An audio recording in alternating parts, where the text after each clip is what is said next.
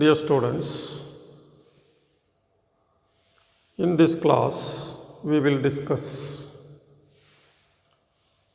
the nature and scope of microeconomics. Economics is divided into two branches. One is microeconomics, the other one is macroeconomics.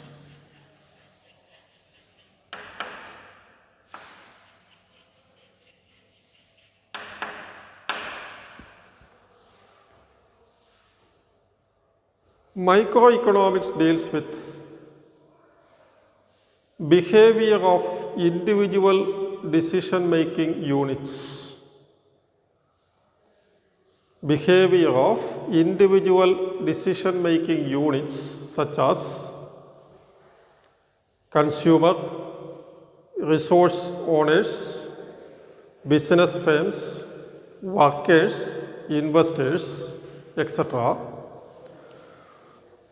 And also the operation of individual markets in a free enterprise economy. So microeconomics deals with the behavior of individual decision-making units and also operation of individual markets in a free enterprise economy, in a capitalist economy. The decision makers are consumers, producers, resource owners, workers, investors, and the like. So microeconomics explains how these decision-making units make decisions. For example, purchasing decision of consumers, production decision of firms, number of hours to work by the workers and the like. So microeconomics explains how the decisions are taken by these individual decision-making units, and also how individual markets operate, operation of individual markets, market for goods and services, market for factor services, etc. Its operation, how the prices are determined in the individual markets for specific commodities. In contrast, macroeconomics deals with the aggregate economic activities or aggregate economic quantities such as level and growth rate of national income, interest rates, unemployment, inflation, etc. So microeconomics deals with the individual decision-making units and operation of individual markets. Macroeconomics, on the other hand, deals with the aggregate quantities, national income, interest rate in the economy, employment in the economy, inflation in the economy, etc., etc. Now, if you go through newspapers, we give more attention to macroeconomic issues, or macroeconomic issues often makes headlines in newspapers. For example, a fluctuation in national income, an increase in the interest rate, an increase in unemployment, an increase in inflation rate. These are some of the issues which make headlines in newspapers. Microeconomic issues, on the other hand, receive little attention or little headlines from newspapers. Still, some of the microeconomic issues are very, very important. For example, microeconomics deals with issues like high cost of energy, environmental pollution, minimum wages, rising medical costs, monopoly, discrimination, labor unions, crimes, punishment, taxation, subsidies, a host of issues. And these issues are very important on a day-to-day basis, even though they will not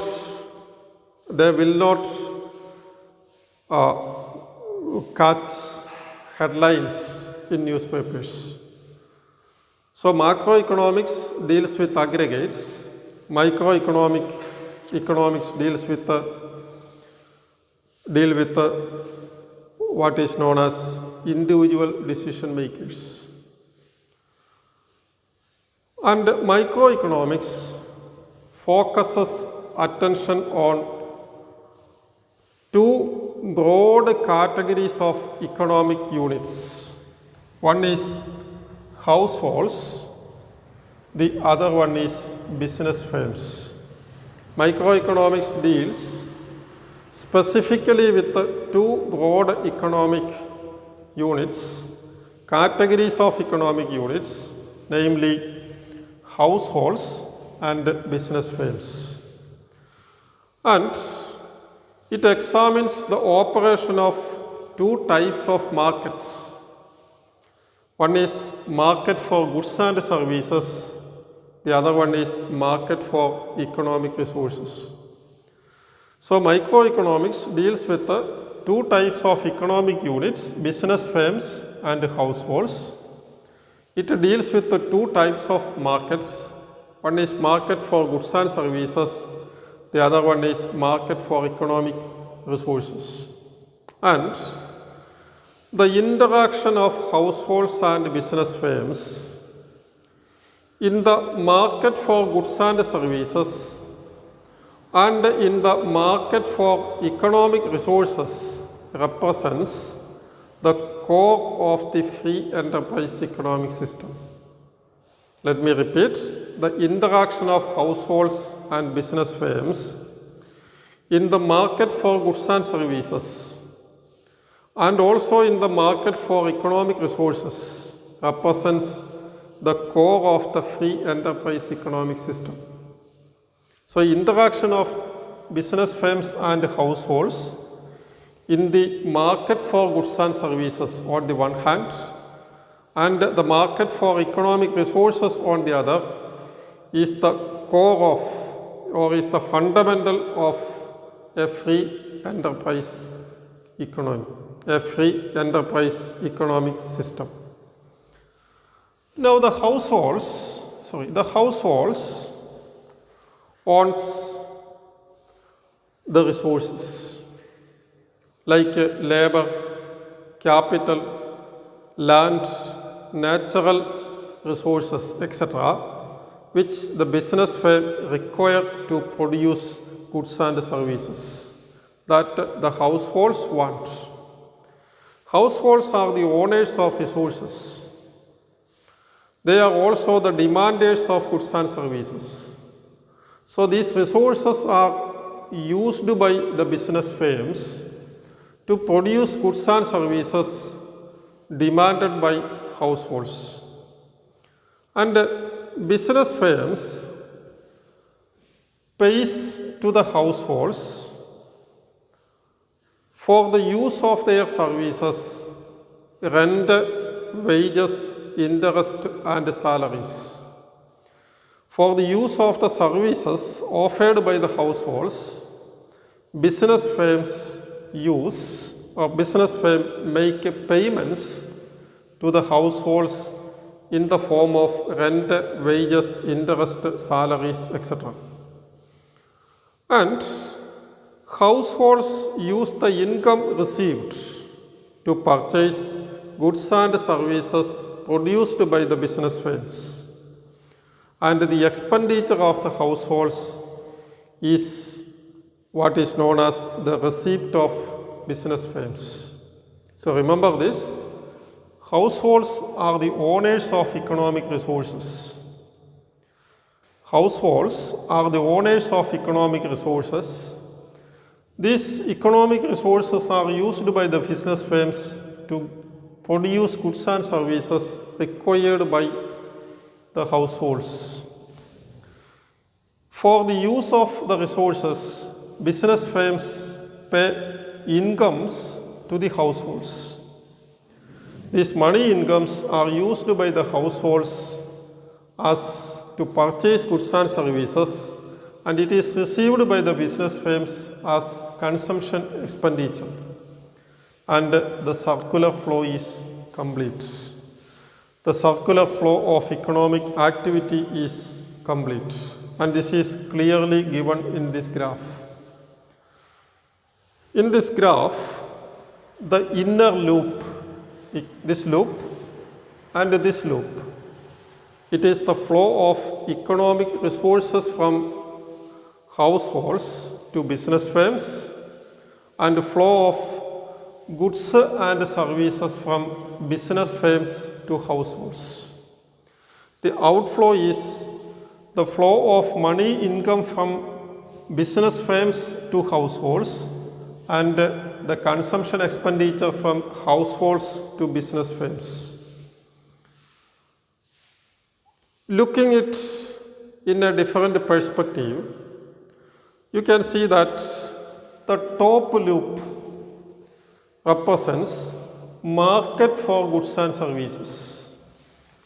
This loop represents market for goods and services, because as you can see, goods and services are bought and sold here, and the lower loop is the market for economic resources, because it is the market where economic resources are bought and sold.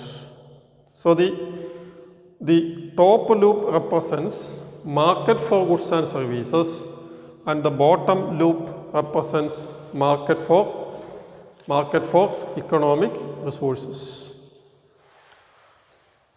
Now, this is how an economy operates, and this is the subject matter of microeconomics. Microeconomics deals with what is known as I told you, two categories of economic units, households and business firms, two types of markets, market for goods and services and market for resources. Now, remember this, in a free enterprise economy, consider the top loop. Goods and services are sold by business firms to households. In return, households' consumption expenditure is received by the business firms. And remember this, it is the market for goods and services, and it is the market where price of goods and services are determined. It is the market where price of goods and services are determined. Remember this, for any exchange to take place, a price must be decided. So in the market for goods and services, the prices are determined for goods and services, and in the market for economic resources, again prices are determined for economic resources like land, labor, capital, etc. Now, let us see how the prices are determined. If the households want to purchase more of the commodity, then the demand will be placed in the market. As the demand increases, it is an incentive for the firms to produce more. It is an incentive for the firms to produce more. And remember this, if the demand for goods and services increases, and if the firms are not able to meet the increased demand for goods and services, then prices will increase. At a higher price, supply of goods and services will increase, demand will decrease, and the equilibrium will be restored. The opposite is the case if the households demand less, prices will decrease and equilibrium will be restored. The same is true in the case of factor markets.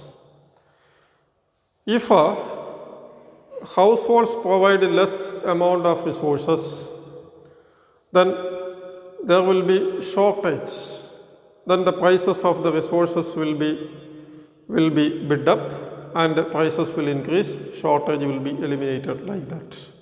The opposite will happen if the households place more resources in the market. And it is because of the crucial function of prices in determining what goods should be produced and in what quantities, how production is organized, and how income is distributed, etc. Microeconomics is often referred to as price theory. Remember this, in a free enterprise economy, everything is taking place in the market for goods and services, market for resources, market for factors of production. And for every goods and service there is a price. Every factors of production there is a price. And prices play a very important role in determining what goods and services to be produced, how much of each good be produced, which technique should be used to produce, how income is distributed, etc. And these are the fundamental issues in any economy. And as microeconomics deals with these issues, and as the price is crucial in determining or solving these issues, microeconomics is also known as price theory. Now a question naturally arises. What is the role of government in a free enterprise economy? In our analysis so far, the decisions are taken in the market by households and business firms. Government is ignored. But you know that in a modern economy, government play a very important role. Government purchases goods and services. Government itself produces goods and services. Government through its tax and subsidy policies redistribute income, etc., etc.